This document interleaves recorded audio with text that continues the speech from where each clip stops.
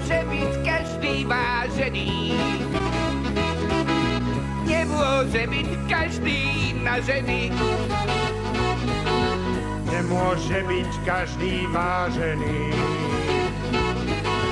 Nemôže byť každý strážený. Každúčký nech je len sebou. O to bude menej vredov. Z nás nie je nikto dokonalý. Jeden je pupus a ten druhý polis. Čo z toho vzniká, keď sa stretnú? Veľkoce vtipov na kazetu.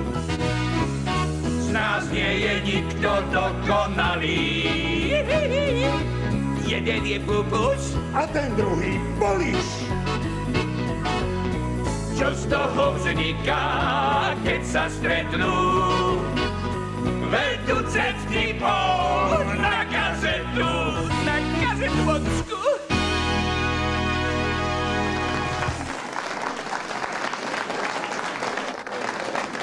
Dobrý deň. Cestná kontrola. Prosím si váš vodičský preukaz. Áno? Áno. A prečo by som ti mal dať svoj vodičáčik? Ty moja žabka zelená. To je otázka, akože prečo? Pretože som policajt. No nehovor. No to by mohol povedať každý pupus. No dovolte. A čo ste slepí, nevidíte, že mám uniformu? Uniformičku síce máš, ale to nič neznamená, chrobáčik. Mohol si ju požičať. A ja som si takú požičal, keď som bol na našom maskárnom plesíčku. A to už bolo dávničko, kolibríček. Vtedy ešte neboli policajti, ale orgánikovia.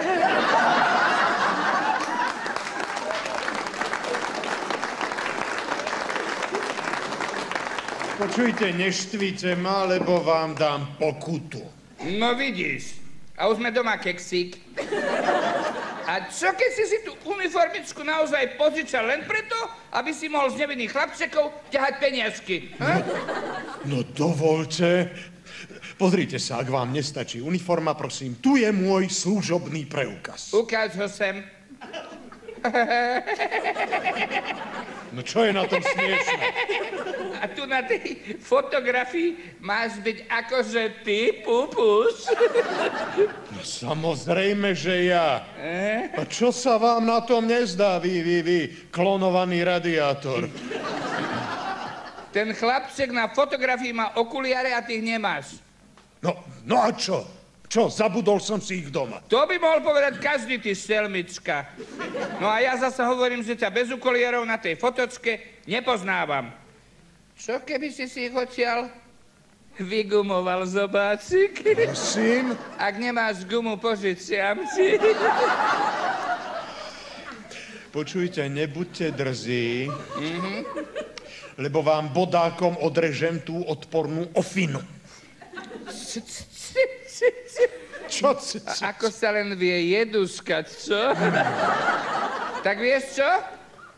Požičaj si okuliare od tamtoho pána. Mňa trafí šľak. Dobre, požičiam si. Požičajte mi okuliare. No, teraz ma vidíte s okuliarmi. Už ste spokojní? Úplne, Havinko. No. Vyzeráš v nich sexy. Čert mi bol dlžný natrafiť na takého termoimbecila.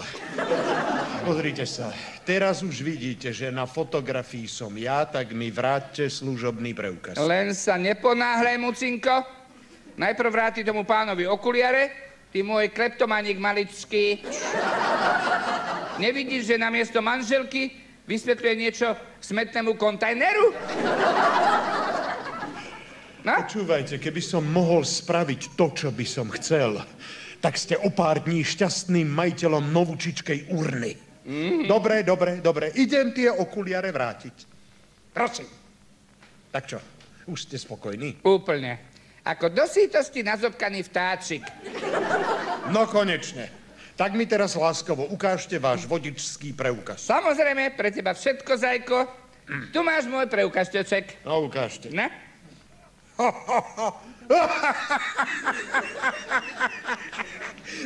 A vy mi chcete tvrdiť, že na tejto fotografii v tomto preukaze ste vy? No samozrejme, a kto by to mal byť? Žabka moja? Ja vidím na fotografii nejaké individuum s čiernymi fúzami. A vy, ako vidím, čierne fúzy nemáte. Na čo? Ja som si tie čierne fúzy oholil. To predsa nie je zakázané, Pupus. Samozrejme, že to nie je zakázané, milý pán vodič. Ale na druhej strane vás ja zasa nemôžem identifikovať, viete? Ale viete čo, spravíme to takto. Áno. Ja vás pripevním putami o najbližší stĺp. Ty hulvát. A ostanete tam dovtedy, kým vám tie čierne fúzy zasa nenarastú. Pupus.